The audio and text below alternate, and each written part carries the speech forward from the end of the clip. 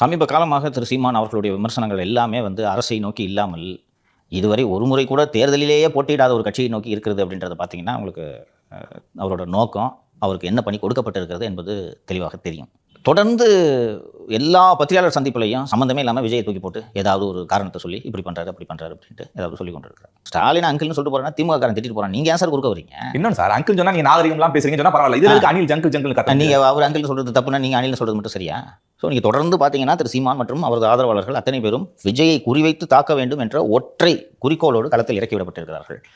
திராவிடத்திற்கு மாற்று தமிழ் தேசிய அரசை நிறுவுவேன் என்று சொல்லி அமைப்பு தொடங்கிய சீமான் இன்னைக்கு வெறும் விஜய் எதிர்ப்பாளராக மாறி இருக்கிறார் அப்படின்றது தான் அவரோட கடந்த கால செயல்பாடுகள் நமக்கு நிரூபிக்கிறது.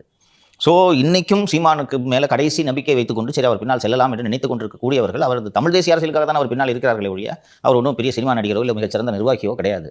தோற்றுப்போம் என்று தெரிந்தும் இன்னும் நாம் தமிழர் கட்சியில் இருப்பவர்கள் தொடர்ந்து அந்த அமைப்பில் செயல்படுவதற்கான காரணம் சீமானின் தமிழ் தேசிய அரசியல் மீது வைத்திருக்கக்கூடிய ஒரு நம்பிக்கை தான். இன்னைக்கு நாம் தமிழர் கட்சியோட ஒரே நோக்கம் விஜய் எதிர்ப்பு என்று உருமாறிவிட்டது. ஏன்னா அதற்கு தான் அவருக்கு கூலி கொடுக்கப்பட்டிருக்கிறது. அதனால் அந்த வேலையை நான் தெளிவாக செய்கிறேன் என்று மீண்டும் மீண்டும் விஜயை தாக்குவது, விஜய் விமர்சனம் செய்வது, விஜய் மீது மலிவான தாக்குதல்களை கட்டவிழ்த்து விடுவது என்ற வேலையில் தான் திரு சீமான் அவர்கள் இறங்கியிருக்கிறார். இது அவர் இதுவரை கட்டமைத்த அடிப்படை அரசியலையே தகர்த்தெரியும் என்பதை 2026 தேர்தலில் அவர் புரிந்து கொள்வார். 26 தேர்தல் கேண்டிடேட்லாம் போடுவார்ல, போடும்போது எதற்காக அமைப்பு நடத்துகிறார் என்ற விஷயமும் வெட்டவெளிக்கு பொதுவெளியில் வரும்.